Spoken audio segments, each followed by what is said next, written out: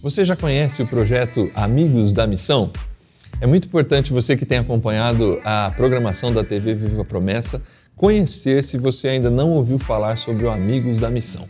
Esse projeto, ele tem a intenção de que você seja um amigo da missão, contribuindo e ajudando a programação da TV Viva Promessa, e também a sua contribuição vai nos ajudar a partir da agência humanitária, em projetos humanitários no Brasil e em todo o mundo. Então, é fácil, você faz o seguinte, acessa amigosdamissão.org e lá você vai ver as diversas maneiras que você tem para contribuir com esse projeto. E vai ser muito legal ter você como mais um amigo da missão. Então vai lá, rapidinho, entra agora e contribua com esse projeto que quer levar o Evangelho e levar solidariedade para tantas pessoas.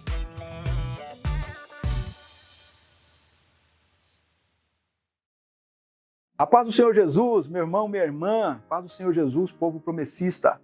Você que está acompanhando agora a programação da TV Viva Promessa, eu tenho um pedido especial a fazer a todos vocês. Se vocês puderem, contribuam com a TV Viva Promessa. Assim, nós poderemos evangelizar muito mais pessoas. Além da TV Viva Promessa, a sua oferta como amigo da missão ajuda também os projetos da Agência Humanitária Brasil. Nós temos 2 projetos em andamento. Rolim de Moura, em Rondônia, Tajapuru, em Breves, no Pará. São os 2 projetos. Além desses projetos, estamos engajados em visitar as cidades mais pobres da América do Sul, para que a igreja também possa ser uma bênção para as pessoas que estão numa situação de miséria. Com a sua oferta, nós podemos alcançar muito mais pessoas. Contribuam, orem por esse projeto. Que Deus lhes abençoe.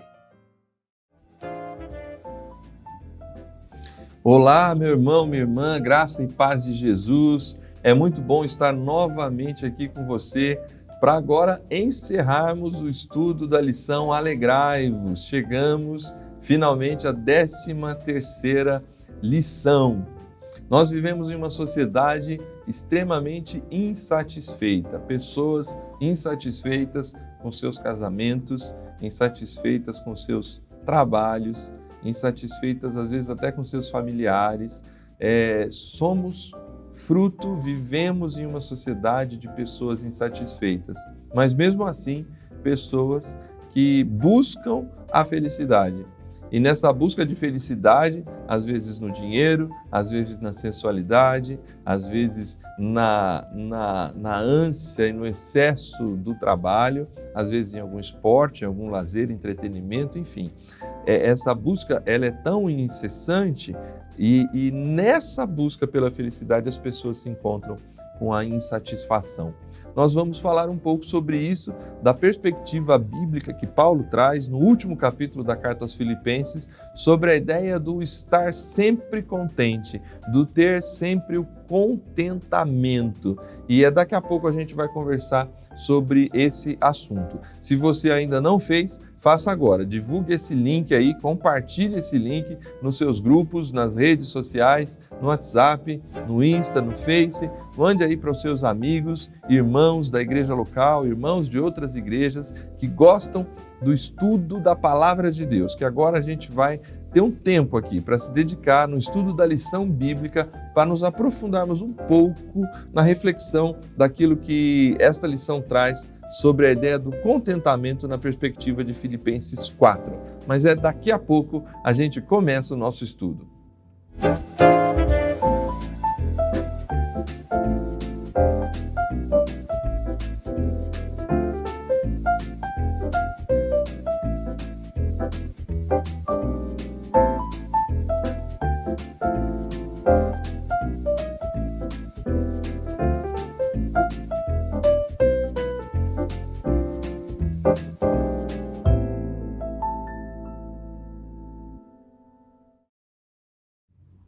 Muito bem, voltamos. Muito bom estar com você mais uma vez nesse estudo. Se não compartilhou, ainda dá tempo. Compartilha aí. A gente vai iniciar daqui a pouquinho o estudo da lição de número 13, a arte do contentamento.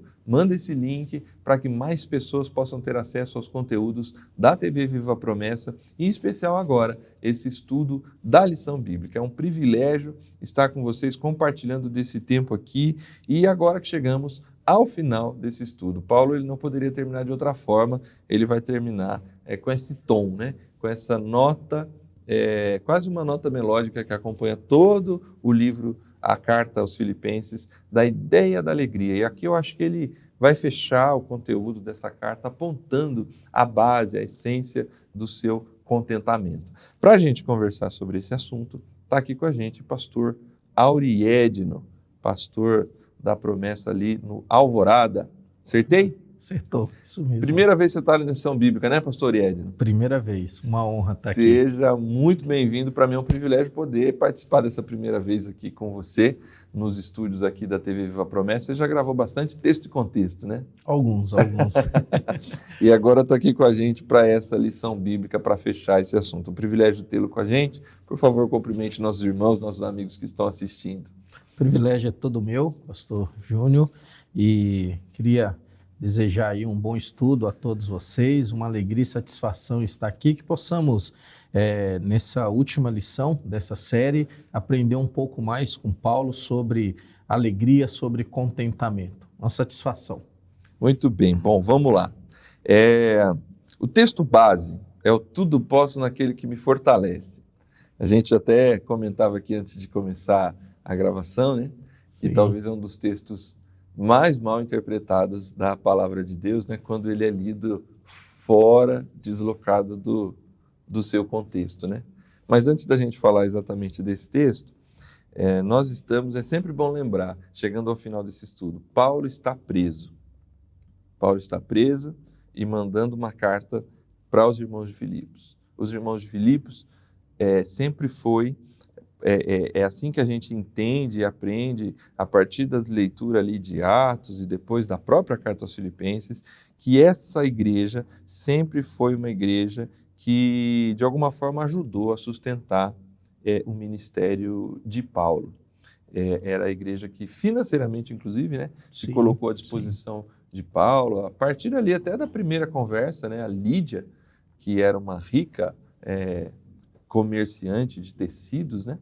E ela vai fazer, ela junto com todos os irmãos da cidade e da igreja ali, se tornam, de alguma forma, participantes dessa vida de Paulo, do ministério de Paulo. E Paulo está preso, eles têm pouco a ajudar, mas mesmo assim estão ajudando, mandaram um presbítero para estar tudo que você já estudou ao longo dessas 13 lições. Mandaram um presbítero para lá, para assistir a Paulo na prisão, só que com tudo isso, ele ainda está tentando dar uma mensagem para esses irmãos e que chega até nós, né? Paulo, ele é muito grato por ter a igreja de Filipenses com ele, né?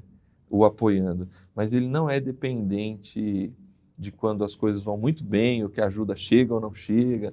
Paulo, ele trabalha numa outra rotação, né, pastor Edno? Sim, é interessante isso, né? Porque, como você disse, esse texto base, né? Tudo posso naquele que me fortalece, virou quase que uma frase, um mantra, né? Para algumas pessoas. Frase de para-choque de caminhão. Adesivo de carro.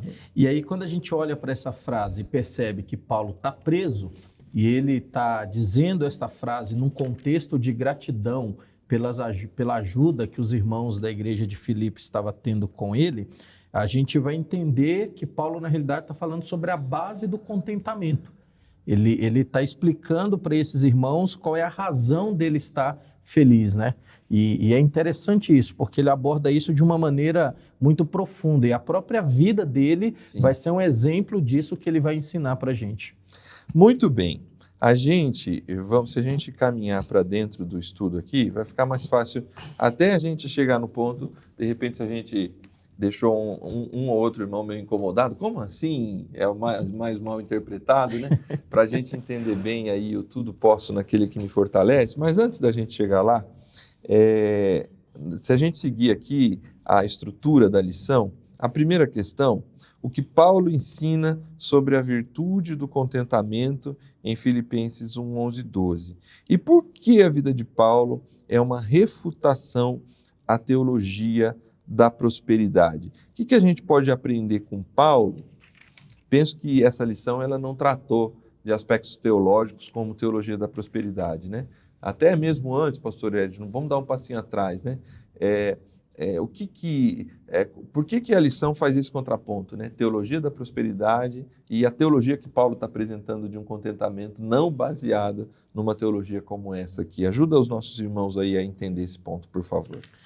Então, já na época de Paulo, existia uma escola filosófica, né? Que era o estoicismo. E eles acreditavam nessa ideia do contentamento como modo de ser feliz. Então, eles ensinavam que a pessoa deveria buscar de tudo para ser feliz. Então, comparando com hoje, nós podemos ver que as pessoas estão cada vez mais decepcionadas. Por quê? Porque elas estão buscando um contentamento, uma felicidade, e a base para essa felicidade, elas estão obcecadas por essa felicidade, e a base é o ativismo, o consumismo, o materialismo, ou seja, o ter faz as pessoas serem importantes hoje. Não é o ser, mas quanto mais tem, mais valorizado é, quanto mais tem, mais feliz a pessoa é. A questão é, Paulo ele vai combater isso porque todas essas bases para a felicidade, elas são passageiras. Elas vêm, mas elas passam rapidamente. E aí, então, Paulo vai fazer um contraponto, ele vai falar sobre essa diferença da felicidade do estoicismo e vai trazer para a felicidade baseada em Cristo. Quais são as diferenças? Aonde é que está a diferença? A felicidade baseada no ter, ela é passageira. A felicidade baseada em Cristo, ela permanece, ela não depende das circunstâncias que estão à volta. Por isso, a teologia da prosperidade, ela é combatida por Paulo. Quando ele afirma essa questão da felicidade, Paulo ele está dizendo que a felicidade dele é em Cristo e não depende das circunstâncias, não depende da riqueza, não depende do trabalho, não depende de coisas, inclusive coisas que são boas para a nossa vida e que precisamos lutar para conquistar, para batalhar. Mas a questão para Paulo é a nossa felicidade não pode depender dessas coisas. A nossa felicidade precisa estar em Cristo Jesus. Ele está, se a gente olhar aqui para o texto, é bem essa ideia que ele passa aqui a partir do verso 10, né? O trecho do estudo dessa lição, você que está acompanhando aí na sua casa, que vai se preparar aí para estudar na sua igreja local aí no final de semana, o verso 10 começa assim: alegro-me grandemente no Senhor, porque finalmente vocês renovaram seu interesse por mim.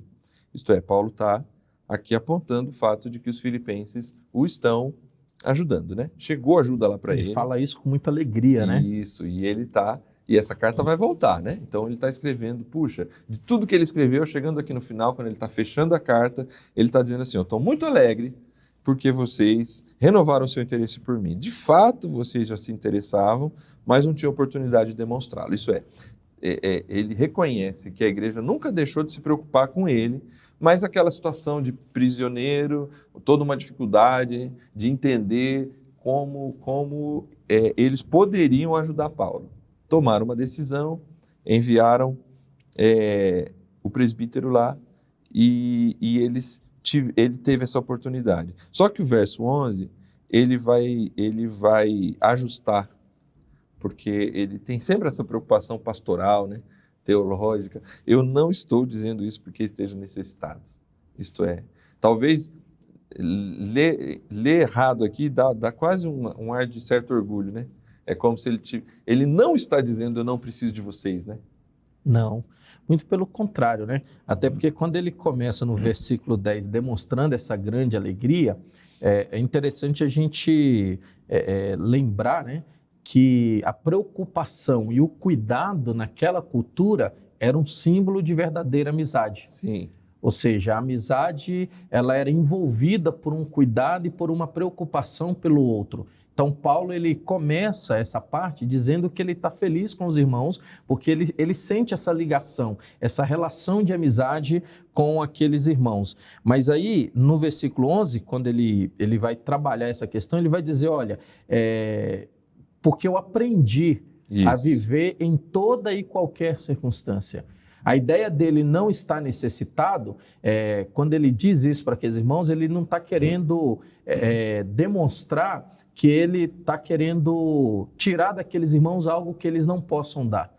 Ele está também preocupado com isso, para que a imagem do evangelho não fosse contaminada, como se ele fosse um mercenário, tivesse usurpando, tirando aquilo dos irmãos. Mas ele vai mostrar para os irmãos que ele está feliz pela ajuda que eles estão dando, mas ele também vai deixar isso muito claro, dizendo, olha, eu sei passar por qualquer necessidade, eu sei enfrentar qualquer dificuldade. Isso é importante, porque quando a gente olha para Paulo, ele está mostrando que a felicidade ela é também aprendida. Essa questão do contentamento, né? A arte do contentamento, que é o tema da nossa lição, ela é aprendida. É ao longo da nossa vida, diante das dificuldades, diante das coisas que vão nos acontecendo, que a nossa perspectiva vai sendo voltada para Cristo. Ou seja, precisamos aprender isso, né? No dia a dia. Então é interessante isso, hein, Paulo? Você falando, eu estava querendo destacar justamente isso, porque pode ter alguém assistindo a gente, ao longo do estudo aqui, até o final, puxa, mas eu não tenho esse contentamento que Paulo tem, né? Porque, e nós, se olharmos para a nossa própria vida, em algumas circunstâncias, talvez a gente não demonstrou essa mesma capacidade de Paulo aqui. E é muito interessante que você, estudante aí da Palavra de Deus, perceba esse aspecto que o pastor Auriedino ressaltou. Aprendi a viver sob toda e qualquer circunstância, né?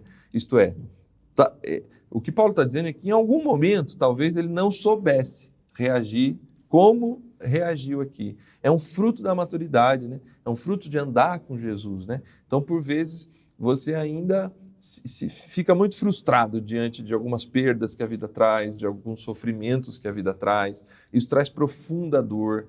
É preciso também respeitar esse tempo de amadurecimento. Essas oportunidades, talvez é aquele momento, né, pastor Edno, de orar com sinceridade, né? Senhor, eu não estou aguentando. Senhor, eu sinceramente não sei o que o Senhor está fazendo. Senhor, para mim não está nada claro, está muito difícil para mim. Orar como salmista, né? Todavia eu me submeto, mas ser sincero com o sentimento, né? Paulo não está sendo desonesto aqui, ele não está, eu estou preso, mas ele realmente aprendeu, né? Sim, eu acho interessante essa questão que você coloca, de ser sincero com Deus, né? Uhum. Porque a gente vive uma cultura que a gente chama de mimimi, né? Tudo é um problema, né? Então, a maneira como você fala, a maneira como você se dirige, então tudo gera discussão, gera polarização. E, às vezes, muitos dentro da igreja têm a ideia de que Deus é um velhinho sensível, que, dependendo da maneira como você fala com ele, ele vai ficar chateado com você, ele vai ficar sentido. E aqui nós vemos Paulo falando sobre isso, né? Olha, eu aprendi a estar contente nas dificuldades, mas para ele aprender isso, teve momentos de decepção.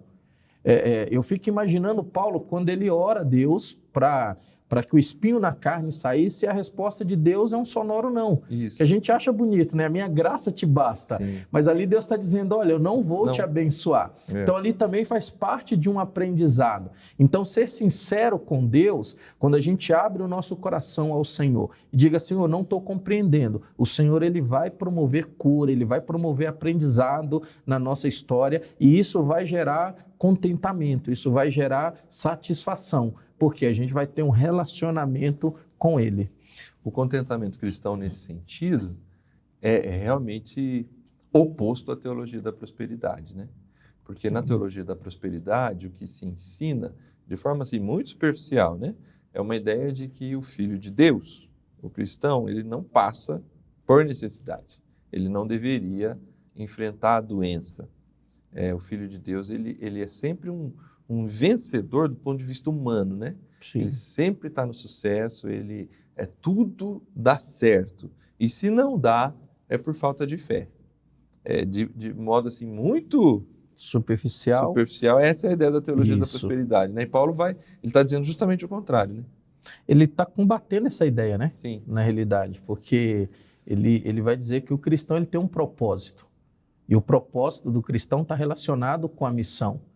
Então, quando a gente não entende os propósitos de Deus para a nossa vida, o que vem? Ressentimento, inveja, decepção, amargura, porque as coisas não acontecem da maneira que a gente espera, mas as coisas estão no controle de Deus. Deus está no controle de todas as coisas. E Paulo vai nos ensinando que quando a gente olha para o propósito de Deus, a gente vai entender inclusive as nossas perdas, inclusive as tristezas pelas quais passamos, porque a ideia de Paulo aqui não é que a gente não vai ter perda, de que a gente não vai ter tristeza, de que a gente não vai sofrer. Não, a gente vai passar por tudo isso, nós passaremos por tudo isso, mas ao passar por isso, o Senhor ele vai cuidar de nós e nós vamos passar pela luta e vamos amadurecer e vamos entender os propósitos de Deus para a nossa vida. Quando a gente entende o propósito de Deus, a missão de Deus para a nossa vida, começamos a ter contentamento, mesmo diante das lutas, porque parece um negócio contraditório, né? Ficar contente, alegre diante de provas, diante de luta. E às vezes a gente vê alguns irmãos dizendo assim, nossa, eu queria ter um testemunho para contar, eu queria poder ter algo grandioso, extraordinário para contar, mas para ter algo assim para contar, você tem que passar pela luta. Sim. Você tem que ter momentos de choro, você tem que ter momentos de frustração, até para poder ensinar outras pessoas a confiarem em Deus. Então, o contentamento de Paulo está ligado em Cristo, no cuidado de Cristo pelas nossas vidas. Bom, eu acho que a segunda questão, de alguma forma, a gente já entrou nela, né? Qual o segredo de Paulo, né? Estar contente em toda circunstância. E a diferença entre o contentamento cristão e aquele ensinado pelos estoicos, né? Ou difundido em nossos dias. Você usou uma expressão que a gente, infelizmente, está vivendo, essa sociedade do mimimi, né? Então, eu penso que esse contentamento, óbvio, eu falei até no início aqui, né? As pessoas, mesmo insatisfeitas e pulando assim de relacionamento em relacionamento, de empresa em empresa, de igreja em igreja, as pessoas estão sempre em busca de encontrar essa felicidade, né? E obviamente não vão encontrar, né? Na fuga, a gente nunca encontra... Que o vazio vai continuar, né? Isso. E essa sociedade, então... ela acha, e aí eu queria ouvir tua opinião, né? Você concorda? Se discordar, não tem problema, só para ajudar os nossos irmãos aqui. Eu acho que essa sociedade acha que a felicidade, o contentamento está em não enfrentar nenhum tipo de frustração. Então, assim, o meu relacionamento está difícil, eu me afasto e isso vai me devolver a felicidade. Então, eu tenho uma dificuldade aqui, e é tão mimimi assim, então eu não suporto isso e eu vou só fugindo, me livrando das situações difíceis por achar que ao não enfrentar os problemas, não enfrentar as situações que a vida apresenta, eu vou estar protegido e feliz, né? Às vezes alguns pais fazem isso com os filhos, né? Protegem tanto o filho da realidade, que ele cresce e ele não consegue ouvir um não, ele não consegue lidar com a frustração das coisas darem errado, e aí nós temos uma geração mimimi, como você falou, né? Essa é uma verdade mesmo que a gente está vivendo, e óbvio, o contentamento de Paulo, né? O segredo de Paulo vai muito contra essa vida de fuga, né? É interessante essa questão da frustração, porque a nossa sociedade está em busca dessa felicidade plena a qualquer custo, mas essa felicidade baseada somente no eu, né? E o contentamento de Paulo, ele vai falar sempre na busca do outro, né? Da preocupação com o outro. Por isso ele se alegra com os irmãos daquela igreja que estavam preocupando com ele, porque ao passo em que eles ajudavam ele, esses irmãos também seriam abençoados por Deus. E nesse sentido, nós precisamos olhar para a satisfação como algo mais coletivo, como algo do relacionamento. E nesse processo a frustração ela vai existir. E apenas antes de entrar aqui no versículo 13, né, que a gente falou, que está nesse contexto, há poucos dias completei 15 anos de casamento. Parabéns. E aí quando eu olho para o início, né, não tem jeito, você passa por momentos de ajuste, você passa por momentos de alinhamento, e em determinado momento você pensa assim, puxa vida, será que valeu a pena? Não é? Mas aí hoje, com 15 anos de caminhada, quando eu olho para trás e percebo que valeu a pena ter permanecido, valeu a pena ter lutado pelo relacionamento, hoje temos um relacionamento com a Ana Paula baseado na cumplicidade, no amor, no respeito, mas isso teve um processo lá atrás para hoje ser um relacionamento saudável. E às vezes nós não queremos passar pelos processos que a vida tenta nos impor. Então a frustração é muito pela busca desse imediatismo, pela conquista imediata. E toda conquista ela passa pelo processo da dor, passa pelo processo do não. Você aprender a abrir mão de algumas coisas em favor do outro. E aí nesse processo a gente vai construindo. E é por isso que o texto de Paulo é muito interessante, porque tudo posso naquele que me fortalece. E as pessoas pegam esse texto como mantra para dizer o seguinte, não, eu como discípulo de Jesus, eu tenho que ter o melhor. Eu posso conquistar tudo que eu quero, eu posso desejar tudo que eu quero, mas é justamente o contrário. Ele está dizendo, olha, o versículo anterior vai dizer isso, olha, eu aprendi a estar contente em toda e qualquer circunstância, seja tendo muito, seja tendo pouco. Então Paulo está nos mostrando que ele pode todas as coisas.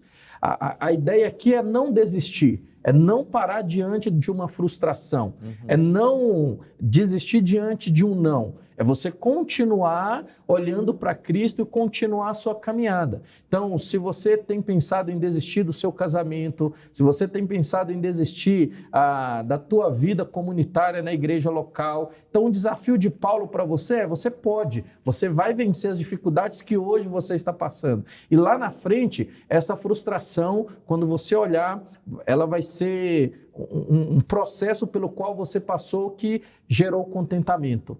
Então, que gerou alegria no hoje. Então, Paulo, quando ele olha para esse versículo, ele está dizendo, olha, eu posso tudo, mas eu posso passar momentos ruins, eu posso ter momentos bons, mas eu vou continuar porque Cristo aqui me fortalece. Amém. Do ponto de vista teológico, eu acho que, para tentar ajudar também os nossos irmãos, a leitura errônea desse texto, a leitura equivocada, é quando a gente coloca Deus na parede, né?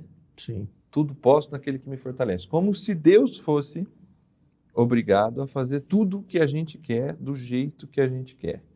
A leitura correta desse texto deixa Deus ser Deus e nós nos submetemos a uma realidade que por vezes é frustrante.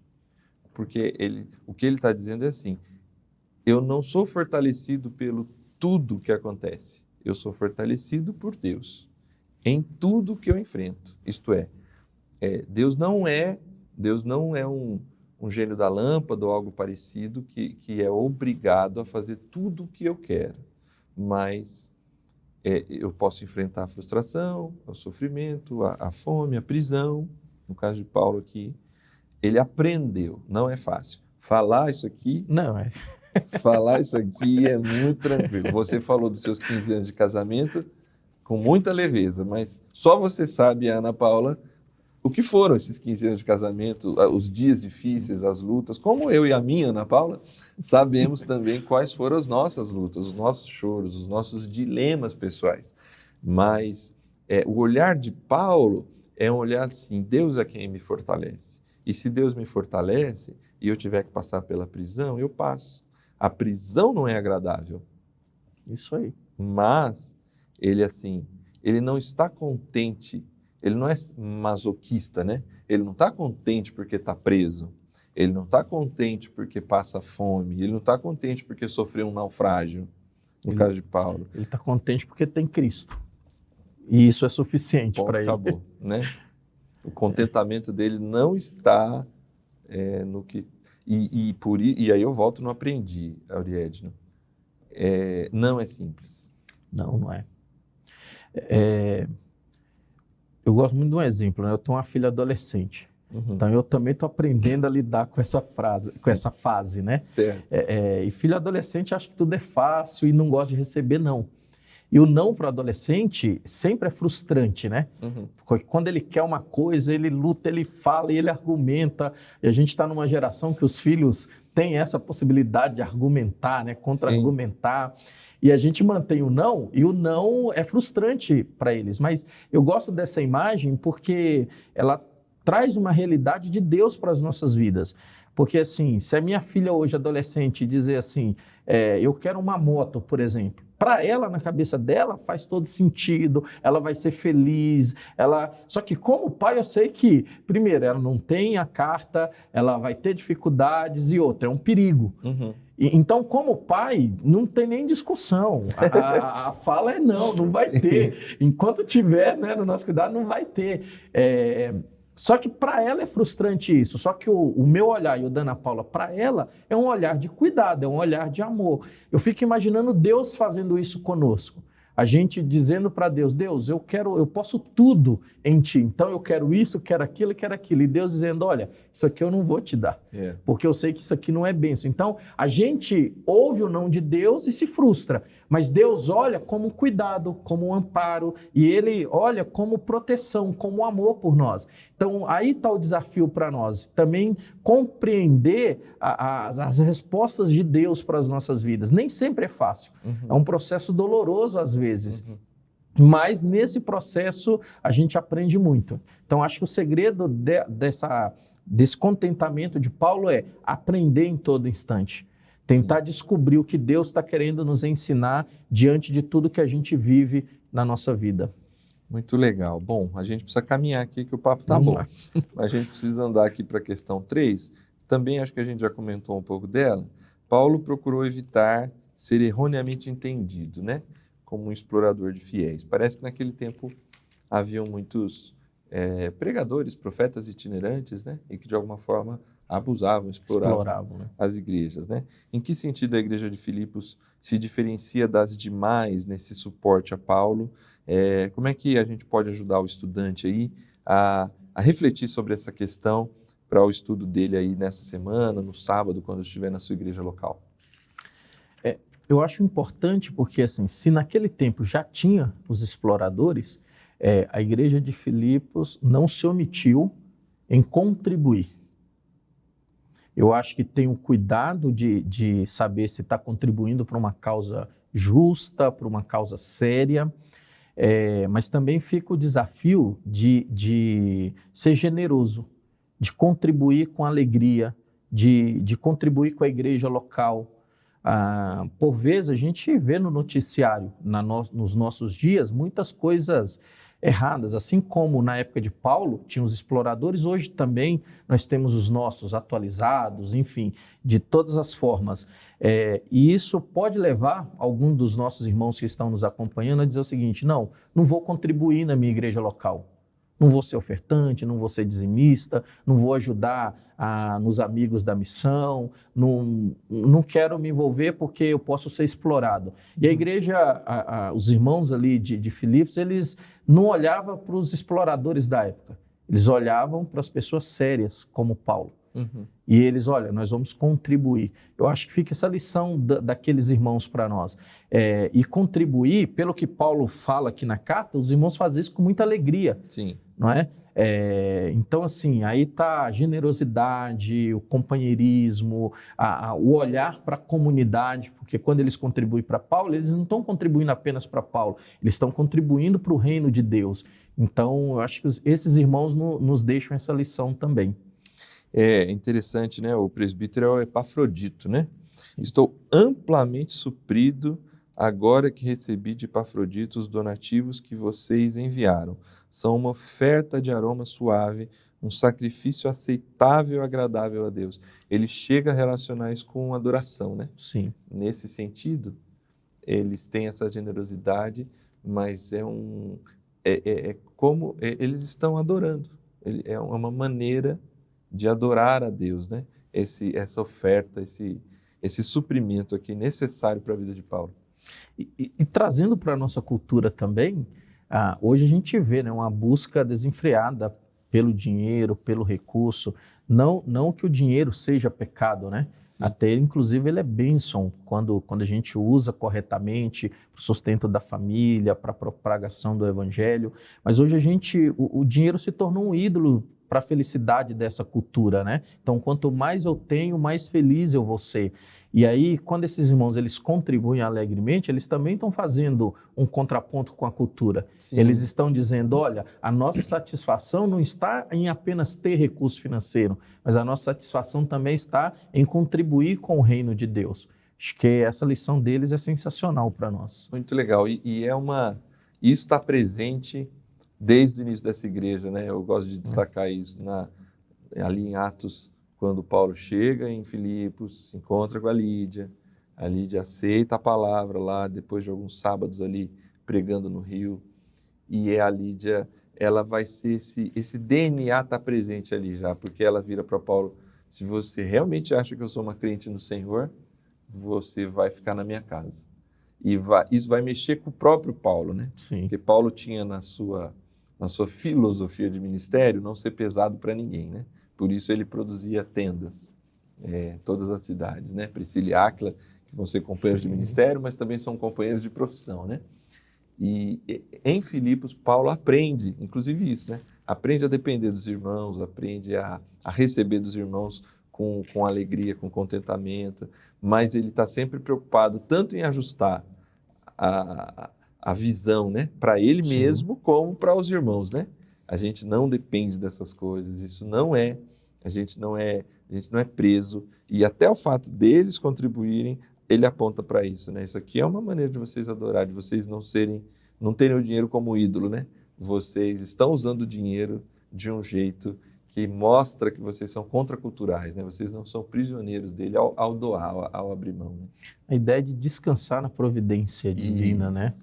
Porque, por vezes, a gente descansa no nosso currículo. Não que isso seja errado, de ter uma formação, de buscar os melhores cargos, mas aqui o combate é que a nossa confiança não esteja nessas coisas.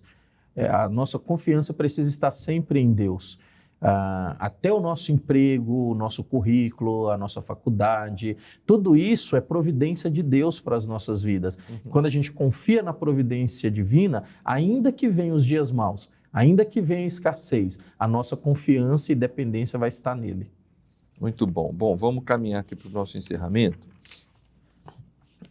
Vamos falar um pouquinho mais desse segredo que envolve a arte do contentamento e que é apontado por Paulo em Filipenses 4, 19 a 20. O texto diz assim: o meu Deus suprirá todas as necessidades de vocês de acordo com as suas gloriosas riquezas em Cristo Jesus. A nosso Deus e Pai, seja a glória para todos sempre. Amém. Para onde Paulo está apontando aqui? Num primeiro momento, obviamente, ele aponta para esse fato claro assim de que a satisfação dele está em Cristo, né? Agora parece que, como você já disse aí, ele está apontando também para essa confiança absoluta que Deus provê, né? Que Deus supre, assim como está suprindo a dele Paulo, né? Por meio da igreja de Filipos, há de suprir a deles das maneiras que Deus encontrar, né? Paulo, ele tá tão assim, tão impactado, né? Porque esses irmãos já vinham de uma rotina, como você disse, já estavam no DNA, e agora, a impressão que passa no texto é que ele nem esperava. Quando ele recebe, o coração dele se alegra e ele, inclusive, ele vai explodir em louvor, né? Vai glorificar a Deus por isso, mas ele chega à conclusão que ele não tem como retribuir para aqueles irmãos. Uhum. Ele não tem como fisicamente, financeiramente, trazer algo para aqueles irmãos que pudesse pagar aquela dívida. Então, ele diz, olha, quem vai suprir a necessidade de vocês é Deus. Diante do que vocês estão fazendo para mim, eu não consigo retribuir. Então, Deus, ele vai abençoar vocês. E aí ele traz para essa ideia de que Deus, ele nos abençoa por meios diversos. Ele usa pessoas, ele usa o nosso emprego, ele usa todas as formas para mostrar que ele é Deus na nossa vida, que ele supre as nossas necessidades. E não tem jeito, nós somos preocupados, né? Sim. Eu tenho uma filha de 12, a outra de 9, então assim, quando você pensa nos filhos, o coração aperta um pouco mais e você sofre um pouco mais, mas não tem jeito, tem momentos que a gente precisa olhar para tudo e dizer, não, Senhor, está nas tuas mãos, o Senhor é que vai providenciar, o Senhor é que vai mostrar o caminho, o Senhor que vai abrir. Então Paulo ele está dizendo isso, a ideia de que Deus ele está no palco da história e Deus está no controle de todas as coisas. A caneta da história continua nas mãos do Senhor. Essa é a ideia de Paulo, a provisão vem de Deus. Deus é maior do que qualquer coisa. Muito legal.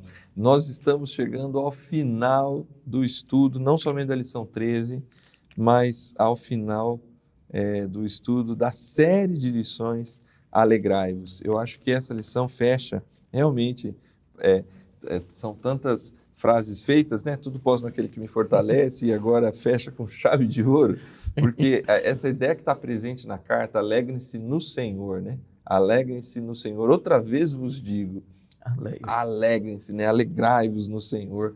Ele termina apontando para esse contentamento, esse preenchimento de alegria que vem dessa satisfação em Cristo e dessa dependência na providência de Deus. É muito interessante chegar ao final, deixando essa reflexão aí para você que nos acompanhou ao longo dessa série de estudos, que tem estudado aí junto com a sua igreja local.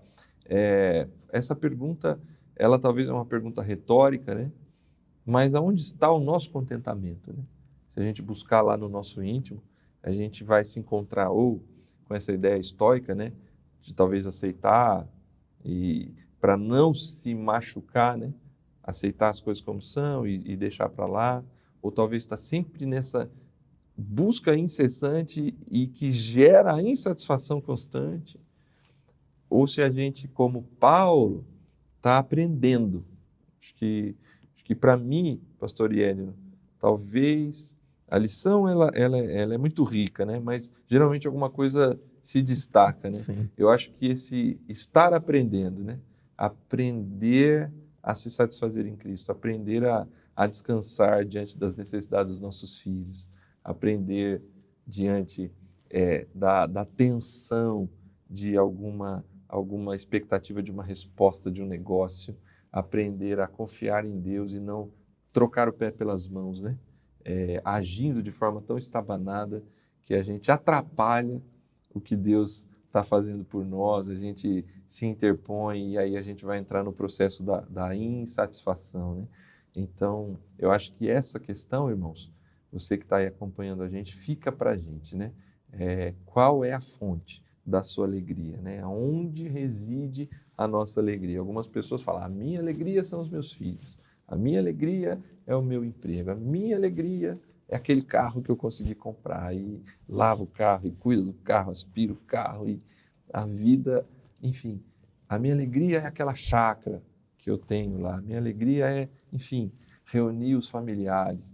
Óbvio que todas essas coisas são motivos boas de alegria, mas na hora em que o fundamento da nossa alegria estão nessas coisas, mesmo que sejam pessoas tão importantes para nós, a gente pode, logo ali na frente, não se encontrar com esse contentamento, né? Porque parece que está claro aqui na perspectiva de Paulo, né? Eu sei viver na fartura e eu sei viver na falta, porque aquele que me fortalece me traz contentamento, né? Essa acho que é a grande lição da arte do contentamento, né? Satisfação em Cristo e dependência na providência de Deus. E acho que vale o destaque, pastor. Todos esses exemplos que você citou, não tem nada de errado, né? E circunstancialmente, ficar alegre com coisas assim, Eu né? me alegro nos meus filhos com muita constância. Exatamente. Então, assim, não tem nada de errado. É bom que dê esse destaque. No entanto, Paulo ele está tratando do fundamento. Isso. Porque essas coisas são circunstanciais. Quantos não estão nos acompanhando que hoje, de repente, não estão contentes, né? Não estão alegres com os filhos pelas escolhas, pelas decisões? Quantos não estão contentes pelas escolhas no relacionamento? Quantos não estão contentes por causa do trabalho? Ou seja, são circunstâncias.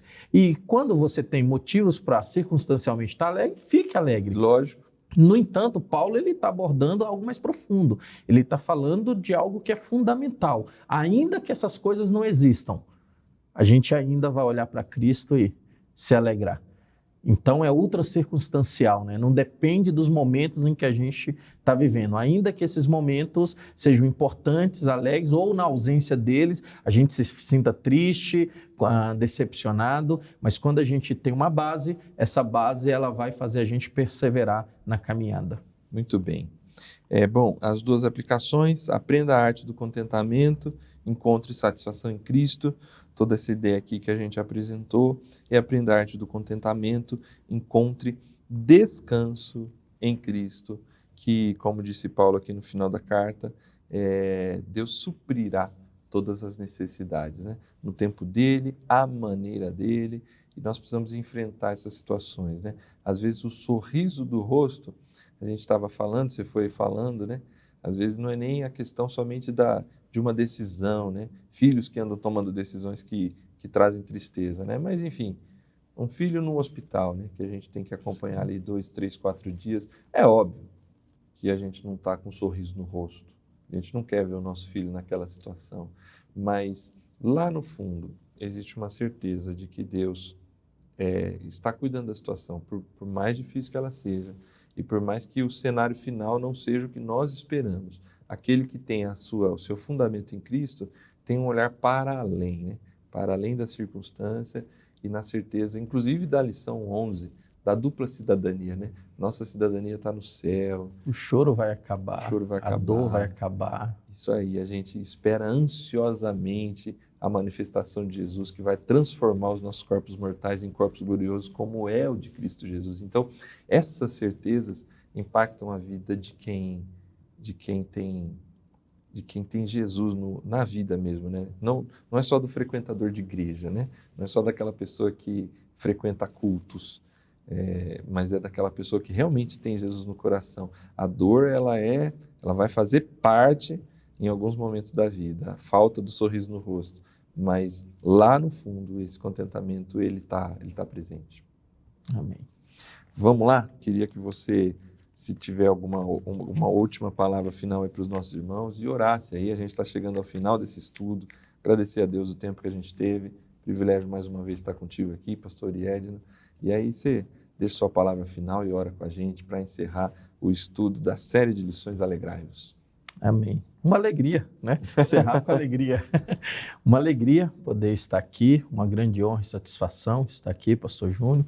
Deixar um abraço para os queridos irmãos lá da família Alvorada, que Deus esteja abençoando. Eles são uma bênção, assim como os irmãos de Filipe eram uma bênção na vida de Paulo, esses irmãos são uma bênção na minha vida. E a todo você, promessista, que Deus esteja abençoando você assim poderosamente. Queria convidar você aí, feche seus olhos, vamos orar juntos e pedir, como Paulo, que nós possamos aprender em Cristo Jesus. Senhor Deus, Pai Todo-Poderoso, Deus de amor e bondade, estamos finalizando esta série de estudos da Tua Palavra, baseado na carta de Filipenses. Deus amado, nós queremos aprender a nos alegrar em Ti. Por isso, Senhor, diante desta cultura tão consumista, materialista, Deus amado, nós somos confrontados diariamente com a busca pela felicidade e pela satisfação. Diante disso, Senhor, nós queremos aprender, por isso nos ensina, pelo Teu Espírito Santo, nos ensine a arte do contentamento. Deus, nós queremos encontrar satisfação no Teu Filho amado, no sacrifício da cruz do Calvário, no Teu Evangelho. Por isso nos ajude, esse irmão, essa irmã que tem dificuldade em lidar com os sentimentos, em lidar com as frustrações, que ele encontre a satisfação em Cristo Jesus. Deus, ainda pedimos a Ti, Senhor, diante das necessidades, diante de tudo que enfrentamos em nossas vidas, ao longo desse país, ó Deus amado, em cada cantinho, vai lá, nesta família, nesta casa, e ó Deus amado, que esta pessoa possa encontrar descanso, possa encontrar refrigério na providência divina. Por isso, ó Deus amado, nos ajude e continue a nos ensinar para que esta alegria, esse contentamento que o apóstolo Paulo nos ensina, que possamos aprender a cada dia, para a honra e glória do Teu santo nome, para que quando esta for a nossa realidade, a cada dia, possamos explodir em alegria e glorificação, como Paulo faz ao encerrar essa carta. Por isso, Senhor, nós bendizemos e exaltamos o Teu santo nome, hoje e para todo sempre. Amém. Amém. Obrigado, pastor Iedno. Obrigado você aí que nos acompanhou até agora. Se você gostou aí do estudo dessa lição, quiser compartilhar com alguém que precise acompanhar esse estudo, por favor, envie esse link para que mais pessoas tenham acesso aos conteúdos da TV Viva Promessa e especificamente esse programa de hoje sobre a arte do contentamento. Bom, semana que vem nós vamos iniciar uma nova série de lições e a gente espera você aqui. Não sei se você já recebeu a sua lição aí, mas nós entraremos numa série de estudos nos próximos 3 meses, como os cristãos veem o mundo. Estudos bíblicos sobre cosmovisão cristã. Vai ser um tempo muito importante de estudo, um tema que vai trazer assim bastante conceito novo, importante para a gente compreender o que é essa ideia da cosmovisão cristã e como os cristãos realmente veem, qual é a lente que os cristãos olham para o mundo. Mas na semana que vem, então, a gente começa essa nova série de estudos e contamos com a sua presença e com a sua participação e a sua divulgação aqui da lição bíblica para ela continuar sendo assistida para edificação do povo de Deus em todo lugar, tá bom? Deus abençoe a sua vida, a gente se encontra a partir da semana que vem nesta nova série de lições. Deus abençoe, até semana que vem.